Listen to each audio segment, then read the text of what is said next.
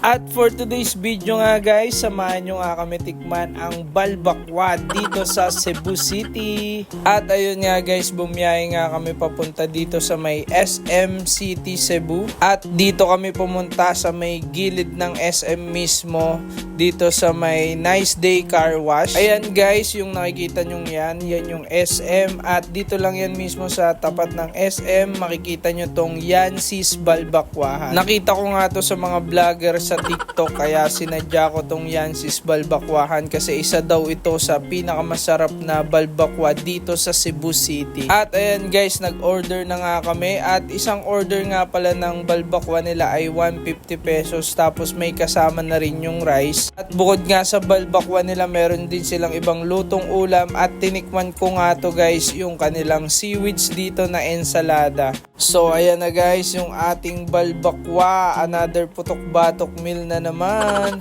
At kung mapapansin nyo, yung balbakwa nila guys ay balat ng beef po yan at saka merong pata. Tapos yung sabaw niya ay medyo malapot-lapot na parang sabaw din ng pares. Pero mamaya titikman natin kung anong lasa ng balbakwa nila. So ito nga pala yung place nila dito guys. So maayos naman yung kakainan nyo dito kapag kayo ay nag-dine in sa kanila. At ayun na nga guys, subukan na natin tong balbakwa nila guys. Siyempre mas masarap nga itong kainin kapag may kasamang kanin guys. Kaya naparice muna ulit tayo ngayong araw guys. So ayun na nga guys, tinikman na natin ang kanilang balbakwa. At masasabi ko dun sa sabaw nila ay napakasarap talaga.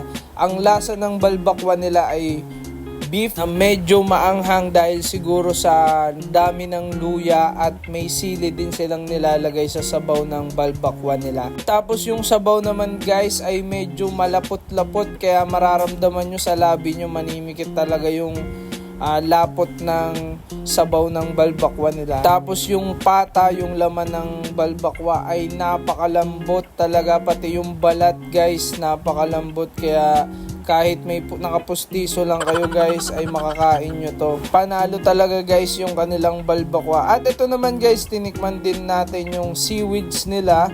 So nakalimutan ko yung tawag dito guys, pero yung timpla nila guys ng seaweeds ensalada ay promise napakasarap talaga guys. Napakasarap nito, siguro ipare sa mga pritong isda, pritong ulam. So panalo guys yung seaweeds nila pati yung kanilang balbakwa dito. Kaya bisita lang kayo dito guys sa Yancy's Balbakwahan kapag napadayo kayo dito sa Cebu City. Tingnan nyo yung labi ko dyan guys, talagang nagmantika.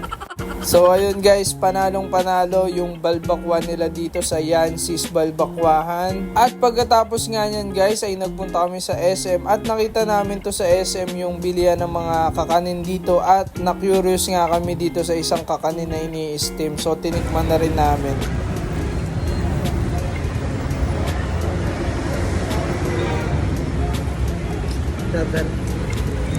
Pang bigat. Stop.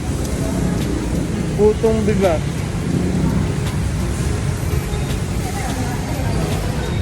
Namin yung na.